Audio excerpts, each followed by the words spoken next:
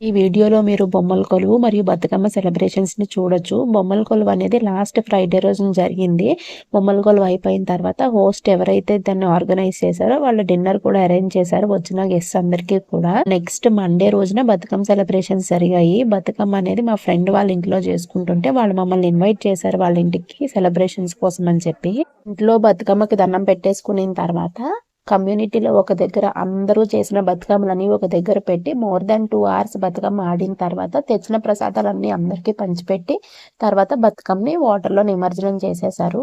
దేవీ నవరాత్రులు, బతుకమ్మ మనకు చెప్పేది ఒకటే, విమెన్ యొక్క పవర్ గురించి. విమెన్ స్ట్రాంగ్‌గా ఉండాలి ఖచ్చితంగా. విమెన్ స్ట్రాంగ్‌గా ఉంటేనే ఆ ఫ్యామిలీ సేఫ్, ప్రొటెక్టెడ్‌గా, హెల్తీగా కూడా ఉంటుంది.